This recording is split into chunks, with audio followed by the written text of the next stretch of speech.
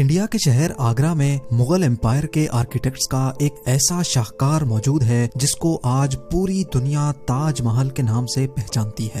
42 ایکڑ پر پھیلا دور سے ہی چمکتا ہوا یہ مقبرہ جہاں اپنے اندر خوبصورتی کے باغیچے سجائے ہوئے ہے، وہیں اس کے اوپر غم اور اداسی کے کئی بادل ابھی تک منڈلا رہے ہیں۔ ناظرین، لگ بھگ 400 سال پہلے بنائی جانے والی یہ خوبصورت بلڈنگ جہاں اپنے دور کی سب سے بڑی اور سب سے شاندار بلڈنگ ہوا کرتی تھی، وہیں آج اس کو دنیا کا 7واں عجوبہ بھی مانا جاتا ہے۔ اس عالیشان اسٹرکچر کو بنانے میں 20,000 مزدوروں نے دن رات خون پسینہ بہایا، اور وہ بھی 1 یا 2 سالوں تک نہیں بلکہ پورے 22 سالوں تک۔ اگر آج کے دور میں اس کی قیمت کا اندازہ لگایا جائے تو سنگ مرمر کا یہ انمول مقبرہ حیرت انگیز طور پہ $1 بلین یعنی 7,500 کروڑ روپیوں سے بھی زیادہ مہنگا ہے، کیونکہ اس بلڈنگ میں مغل آرکیٹیکٹس نے اپنے ہنر کی کئی ایسی نشانیاں چھوڑی تھیں جن کی دنیا کے ٹاپ انجینئرز بھی آج تک تعریف کرتے ہیں۔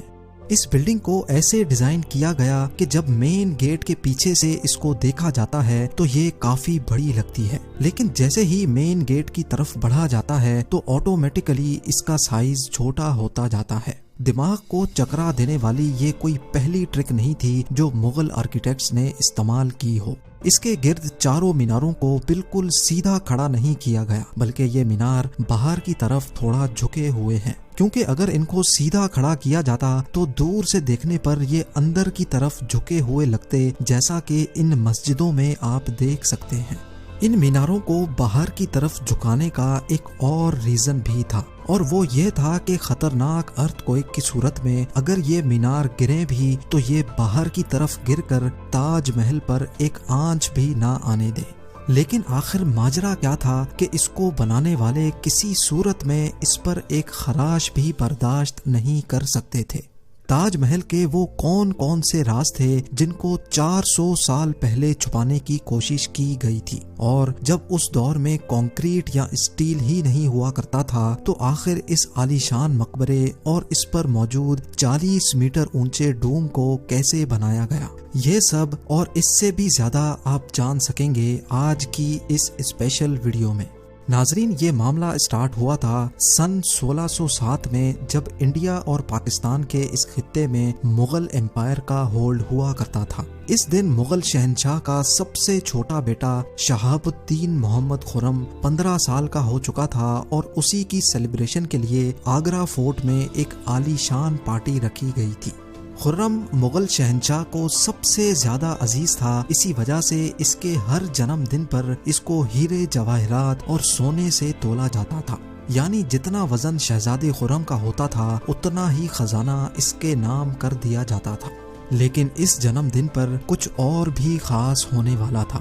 مغل شہنشاہ نے شہزادے خرم کی شادی اپنے ایک وکیل کی بیٹی کے ساتھ کر دی جس کو ممتاز محل کے نام سے جانا جاتا ہے۔ ممتاز اور خرم کو پہلے دن ہی ایک دوسرے سے بے انتہا محبت ہو چکی تھی، اور اس وقت یہ کسی کو بھی معلوم نہیں تھا کہ اس محبت کا بول بالا ہمیشہ کے لیے رہنے والا ہے۔ اگلے 10 سالوں تک شہزادے نے کئی جنگیں لڑیں اور ان میں بھرپور کامیابی بھی حاصل کی۔ اسی وجہ سے شہنشاہ نے خوش ہو کر ان کو شاہ جہاں کے لقب سے نوازا، جس کا مطلب ہے دنیا کا بادشاہ۔ شاہ جہاں کی ٹوٹل 6 بیویاں تھیں جو آگرہ فورٹ کے حرم میں ہی رہتی تھیں۔ ان 6 میں سے شاہ جہاں سب سے زیادہ محبت ممتاز سے کرتے تھے، اور یہی وجہ تھی کہ ان کا زیادہ تر وقت ممتاز محل کے ساتھ ہی گزرتا تھا۔ وقت تیزی سے گزرتا جا رہا تھا، اور 4 سالوں کے بعد یعنی 1621 میں مغل شہنشاہ اچانک چل بسے۔ شاہ جہاں جو پہلے ہی مغل امپائر میں خاصا فیمس ہو چکا تھا اور جو شہنشاہ کا چہیتا بیٹا بھی تھا، 1628 میں یعنی باپ کی موت کے 7 سالوں بعد اس نے شہنشاہ کی گدی سنبھال لی۔ پوری مغلیہ سلطنت اپنے نئے شہنشاہ سے بے حد خوش نظر آتی تھی۔ یہ وہ پیریڈ تھا جب مغل امپائر اپنے پورے عروج پر تھی، یعنی پورے انڈیا پاکستان کے ساتھ ساتھ افغانستان کے بھی کئی حصوں میں مغلیہ سلطنت کا راج ہوا کرتا تھا۔ سارے فیصلے شاہ جہاں خود کرتا تھا، جبکہ ممتاز محل پیچھے رہ کر شاہ جہاں کو مشورے دیا کرتی تھی۔ لیکن کسی کو بھی اس بات کا علم نہیں تھا کہ یہ خوشیاں عنقریب ماتم میں بدلنے والی ہیں۔ گدی سنبھالے ابھی 1 ہی سال گزرا تھا کہ ایک بار پھر سے مغل امپائر کو دشمنوں کا سامنا کرنا پڑا۔ اگلے 2 سال جنگ چلتی رہی اور شاہ جہاں کو اس جنگ میں بھی بھرپور کامیابی نصیب ہوئی، لیکن شاہ جہاں ابھی اس کامیابی کا جشن مناتے کہ ان کو ایک افسوسناک خبر سے آگاہ کیا گیا۔ ممتاز محل جو کہ شاہ جہاں کے 14ویں بچے کو جنم دے رہی تھی، اس کی حالت بگڑ گئی اور 17 جون سن 1631 کو وہ نہ چاہتے ہوئے بھی اس دنیا سے چل بسی۔ پوری مغلیہ سلطنت کا جشن دیکھتے ہی دیکھتے ماتم میں بدل گیا۔ یہ خبر جو شاہ جہاں پر آگ بن کر گری تھی، اس نے تو جیسے ان کی دنیا ہی ختم کر ڈالی۔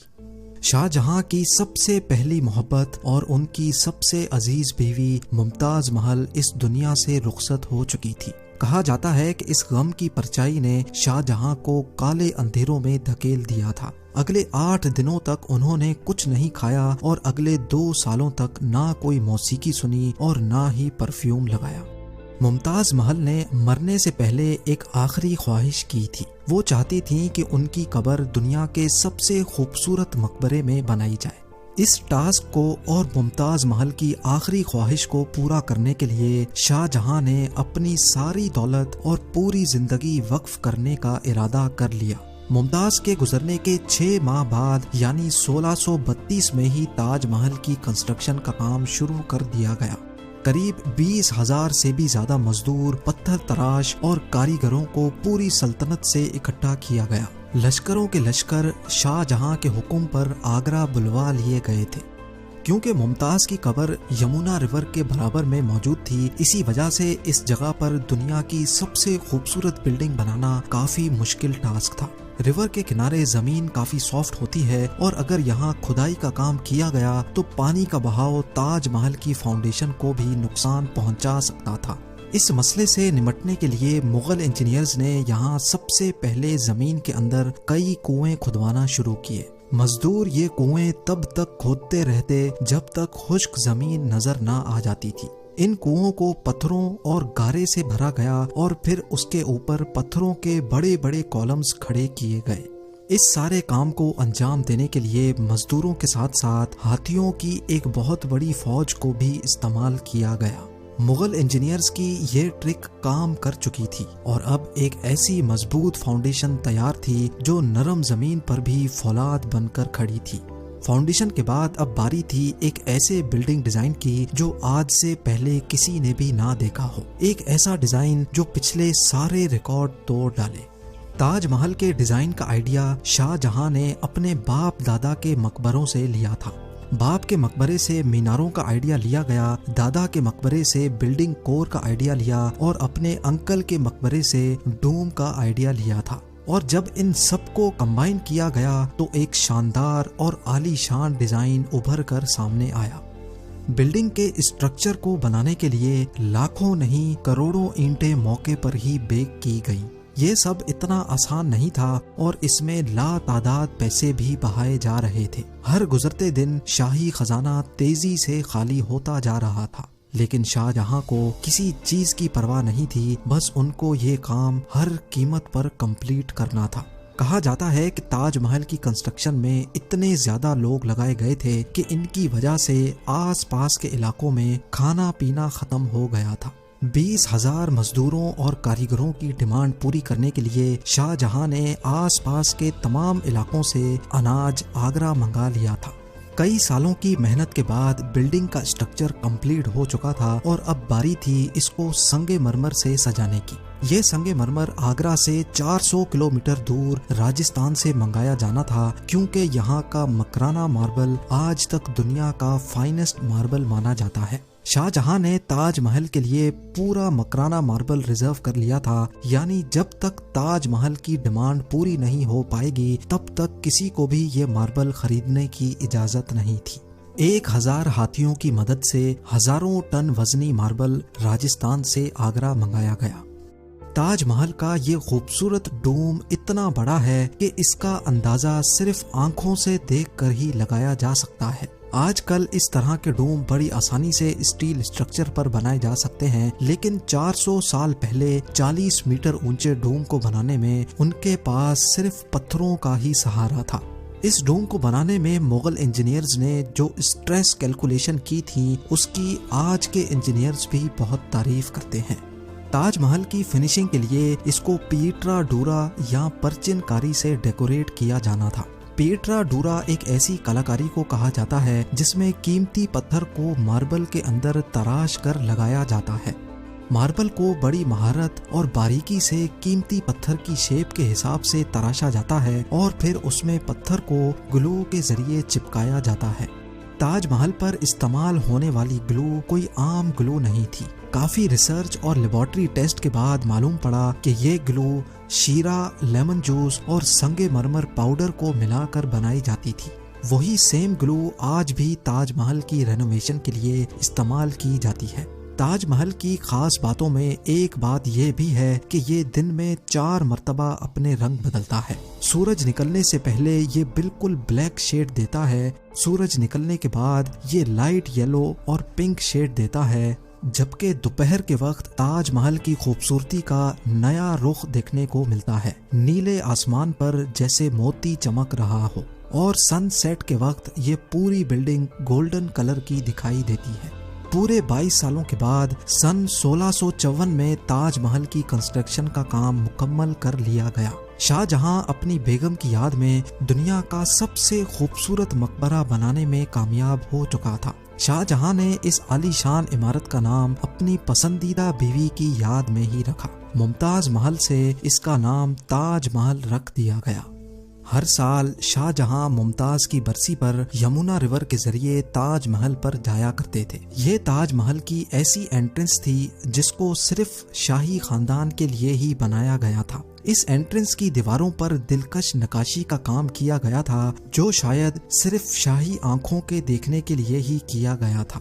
شاہ جہاں کا یہ مہنگا ترین پروجیکٹ کمپلیٹ تو ہو چکا تھا، لیکن اس نے مغلیہ سلطنت کو تباہی کے کنارے پر لا کھڑا کیا۔ 4 سالوں کے بعد یعنی 1658 میں شاہ جہاں اور ممتاز کے اپنے ہی بیٹے نے شاہی تخت الٹ دیا اور خود مغل امپائر کا شہنشاہ بن گیا۔ شاہ جہاں جو پچھلے 30 سالوں سے اس تخت پر راج کر رہے تھے، اس کو قیدی بنا کر آگرہ فورٹ میں ہی بند کر دیا گیا۔ صرف ایک فیسلٹی ایسی تھی جو شاہ جہاں کو دی گئی، اور وہ یہ تھی کہ جس کمرے میں اس کو بند کیا گیا تھا اس کی کھڑکی سے وہ تاج محل کو دیکھ سکتے تھے۔